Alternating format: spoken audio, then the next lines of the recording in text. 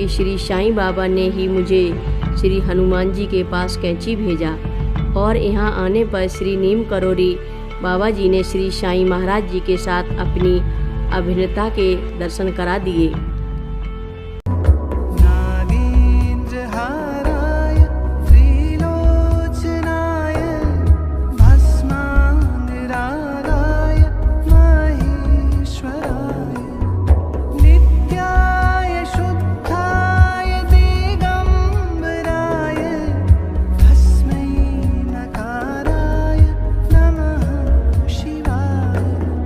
रक्षा सूत्र चैनल पर सभी भक्तों का स्वागत है।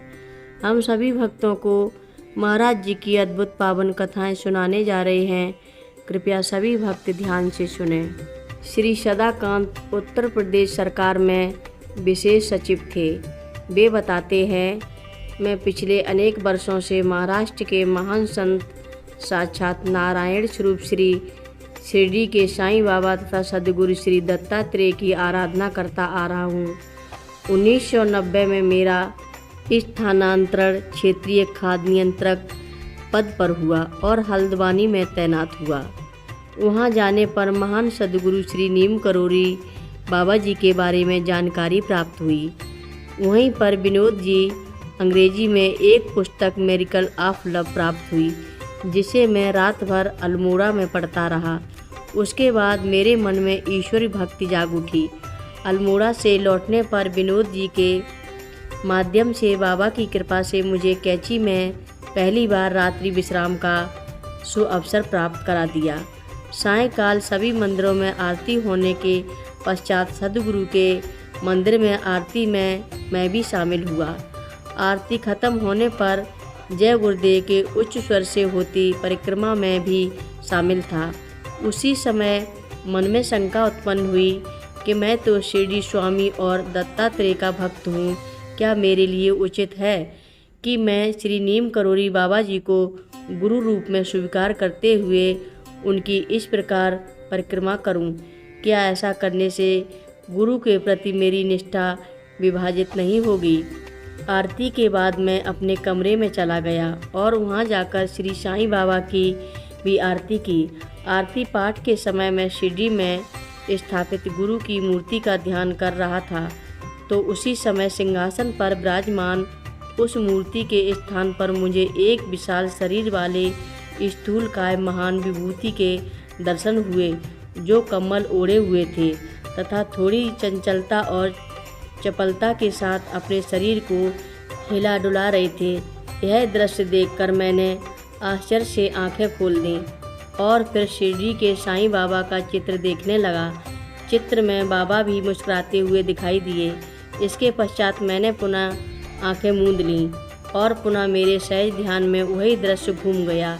इसी प्रकार काफ़ी देर तक मुझे महान अवतार विभूति श्री नीम करोरी बाबा जी के अति सुंदर और मंगलमय स्वरूप के दर्शन होते रहे। इसके तत्काल पश्चात ही मेरी बुद्धि में इस ज्ञान का उदय हुआ कि श्री नीम करोरी बाबा और श्री शिरडी के साईं बाबा अलग अलग दो अवतार नहीं हैं, बल्कि दोनों ही संत एक ही स्वरूप हैं, एक दूसरे से अभिन्न हैं।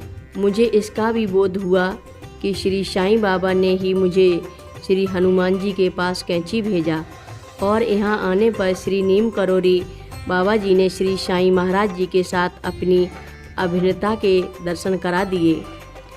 इसके बाद 25 सितंबर 1990 को जब रात्रि में पुनः कैंची गया और इस बार जहाँ जगदम्बा स्वरूपा श्री सिद्धि माँ के दर्शन प्राप्त हुए। परम सरल प्रेममयी मूर्ति करुणामयी माँ ने मुझ पर कृपा की और उनके दर्शन काल में अत्यंत आनंदित हुआ। माँ ने प्रथम दर्शन में ही अपने भगवती स्वरूप को प्रकट कर दिया। इस प्रकार मैं श्री नीम करोरी बाबा और श्री हनुमान जी के दरबार में सम्मिलित हो गया और मुझे 15 जून 1991 को भी भंडारे के अवसर पर कैंची में 4 दिन निवास करने का शुभ अवसर प्राप्त हुआ। मुझे तब इसका पूर्ण बोध हुआ कि इस भंडारे के पूरे आयोजन में सद्गुरु की महान शक्ति अनवरत रूप में सब कार्यों का संचालन करती है और कि महाराज जी सद्गुरु रूप में साक्षात हनुमान जी ही हैं। भंडारे में जहाँ प्रसाद बनता है वहाँ पर बाबा जी के चित्र विग्रह की स्थापना कर अखंड हनुमान चालीसा का पाठ किया जाता है।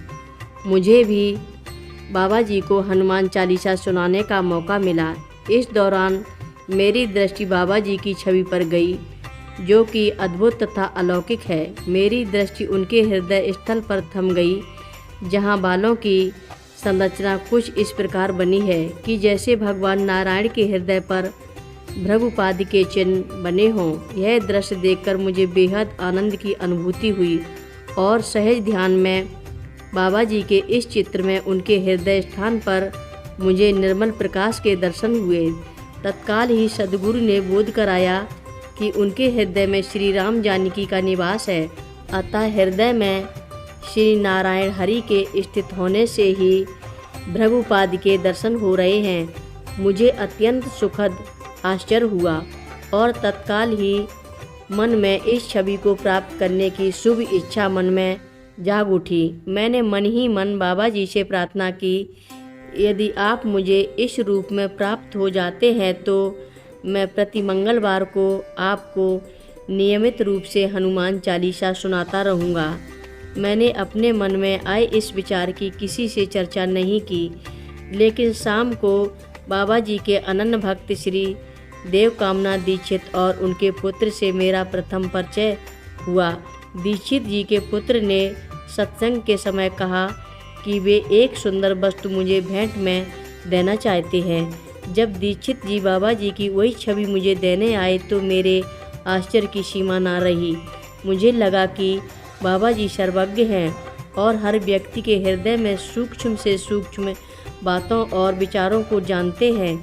मेरी इच्छा की पूर्ति बिना किसी से प्रकट किए ही अपनी छवि प्रदान करके कर दी।